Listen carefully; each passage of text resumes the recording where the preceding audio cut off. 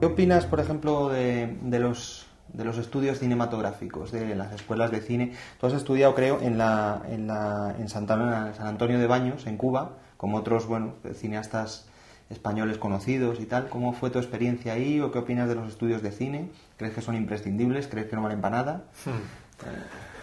Bueno, eso depende de la persona. Hay gente que le servirán muchísimo y hay gente que no. A mí, en mi caso, no. En mi caso, la docencia nunca me ha servido mucho. Siempre he sido mal estudiante. A mí, por cojones me hagan estudiar algo, pues siempre me ha resultado difícil. Siempre prefiero de repente leerme una novela que me apetece en ese momento o algo que sé, que tener que estudiarme ese temario, ¿no?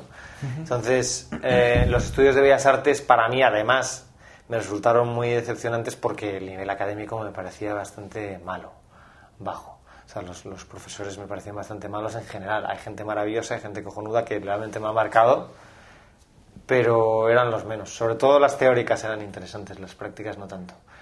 Y bueno, pues como me decepcionó un poco estar 7 años ahí metido y en realidad aprender más lo que no quiero hacer que lo que quiero hacer, pues pensé, digo, las escuelas de cine serán lo mismo, ¿no? Pensé que en España sería algo similar. Entonces fui a un par de sitios, eché un vistazo y no me gustó nada, ni el ambiente, ni lo que enseñaban, ni nada. No me parecía muy interesante. Entonces había hablar de la de Cuba y pensé que salir de España y hacer pues, algo por ahí, a ver cómo iba la cosa, pues sí, ya con eso ya me parecía suficiente. ¿Y qué tal allí? ¿Bien? ¿Fue interesante? Bien, está muy bien. Ahí el nivel académico está bastante bien. O sea, los profesores son buenos, las clases teóricas son buenas, pero bueno, cuando estuve yo en el 2001, pues todavía hay apagones y de repente pues si estás montando algo tienes 2 horas que no te vas a la piscina o te tomas un mojito o algo así, ¿no? Entonces hay mucho cachondeo, mucho tal y realmente es una pena porque es un sitio muy bueno para concentrarse, para trabajar, pero fue interesante por eso. Yo creo que por la gente que se junta ahí, eso sí es interesante, ¿no? Porque es todo gente de toda Hispanoamérica.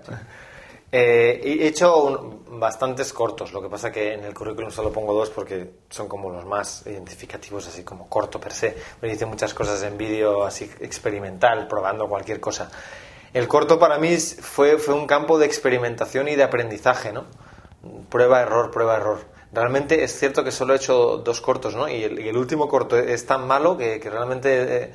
cuesta creer que alguien se aventure a hacer una película después de haber hecho algo tan malo. Entonces, no sé, lo que pasa que como fue un proceso gradual, fui empezando desde cosas muy sencillas en vídeo hasta que el último, que lo hice en 35 milímetros, ya con 30 personas de equipo y todo, pues también me di cuenta de todo lo que no necesitaba, tal, y que tenía que aprender más cosas aún de lo que creía, y por eso luego me fui a trabajar en antedirección. No veo muchos cortos.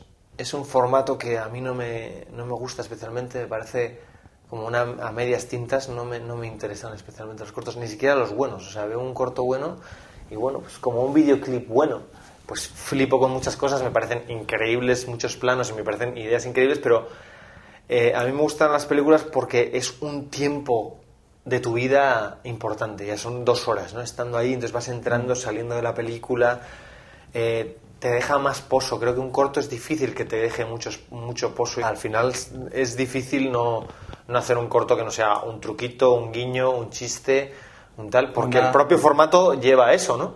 Yo también los cortos que hice eran eso, eran historietillas, un cómic, pues eso. Creo que en un rodaje es como donde se aprende realmente, siendo un mindundi, siendo ayudante de dirección o el que lleva los cafés. Creo que es ahí donde aprendes porque si te fijas, ¿no? Si te fijas qué decisiones está tomando el director, además... si sigues todo el proceso, o sea, si te interesa realmente, porque yo en las películas en las que he trabajado no solo me he leído el guión de pe a pa, sino el guión técnico, el storyboard, o he hecho yo el storyboard en algunas, he estado en el laboratorio analizando el tipo de negativo, para revelar o no para revelar, para rodar, todo, viendo absolutamente todo, y es donde aprendes. Claro, si solo estás llevando cafés y ves al director en el combo, pues no te vas a enterar absolutamente nada. No, y bueno. Mira, Reigadas es abogado, no estudió nunca cine. Fíjate. ¿Y cuáles de los grandes directores han estudiado cine? Fassbinder no estudió cine, Hitchcock no estudió cine, Orson Welles no estudió cine, Kubrick nunca estudió cine, sabía de fotografía, pero no estudió cine, Kieslowski creo que tampoco, o sea, no sé. Sí. O sea, que no es imprescindible, vamos, desde tu punto de vista. Para nada, creo que en España hay como una idea de que por cojones hay que estudiar como si fuera odontólogo. Sí. Pues como igual que Bellas Artes, ¿no? Es decir, pues, aprender a ser artista no se nos enseña. Te enseñan unas técnicas. Yo entiendo que, por ejemplo, ser sonidista o ser fotógrafo es fundamental. tener una base técnica. Y de hecho creo que lo más interesante es estudiar ese tipo de cosas. Yo si estudiara algo ahora de cine, me pondría a estudiar sonido. Yo creo, casi seguro. O fotografía. Eso sí es un aprendizaje real de las herramientas cinematográficas. No, y los directores. Guión. Y las historias, o sea, ¿quién te va a decir cómo hacer una gran historia? Una gran historia o te sale o no te sale. La atmósfera de iluminación de tu película está muy bien conseguida. Que también te iba a preguntar sobre ello. Sí, Arnau es muy bueno. Arnau, exacto, porque, vamos, no sé, creo que va con la historia. Eso también es de esas cosas increíbles que ocurren, que es la suerte. Al final, creo que llega un momento que no te tienes que preocupar tanto por las cosas, porque creo que es una energía que tú vas creando, que la gente se va sumando y surgen ciertas cosas, ¿no? Y notas cuando hay un problema y cuando no. Arnau fue la única y primera opción que surgió como fotógrafo de la película. Ni siquiera, yo había visto solo 2 anuncios suyos y ni siquiera me gustaban especialmente cómo estaban iluminados. Pero él, su forma de escuchar, su forma de escucharle yo a él, lo que él me decía, cómo nos entendimos, la forma de entender lo que yo quería hacer, las películas que vimos juntos y tal, me dio la sensación totalmente, sin ver nada, a carta blanca, de que esa persona era capaz. Y de nivel más patente visualmente es el gran acierto de la película, y sobre todo a nivel humano también fue una persona que resolvió problemas importantísimos. Fue hinchada luego a 35. ¿Eso fue una opción o fue tema de presupuesto? No rodar directamente en 35. Fue casi tema de presupuesto. Yo creo que en 35 hubiera quedado un poco mejor, pero al final ese grano juega en positivo en la película, yo creo, porque yo tuve siempre en mente una estética como del año 80. Porque yo tenía en mente siempre un poco el momento en el que yo era pequeño, cuando tenía 3 o 4 años, sí. Del 80 al 83.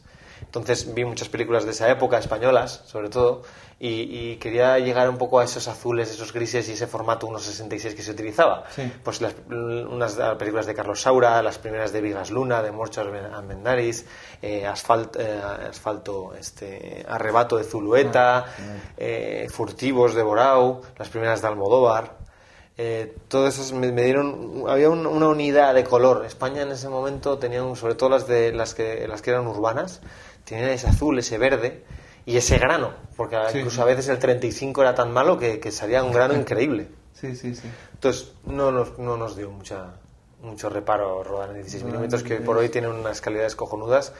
Todos los planos están prácticamente como que tienen que estar, no tenemos muchas sorpresas. Hay alguno un poco subexpuesto, pero está buscado, o sea, ya sabíamos en el rodaje que iba a ser así. Haciendo un resumen, ¿te gusta todo lo que hemos hablado, el tiempo donde se da importancia a lo que decíamos ahora, lo que se suele desechar en el cine, que son los tiempos muertos?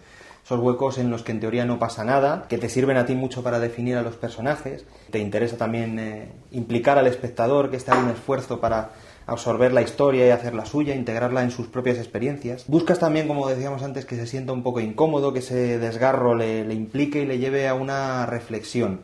Eso es más o menos el resumen de tu cine. ¿Crees, yo te pregunto ahora, ¿crees que podrás subsistir en no sé si llamar industria o arte, con estas ideas que tienes ahora, que no sé si variarán? Pues me parece difícil. ¿Te parece difícil, no? Me parece difícil, sí.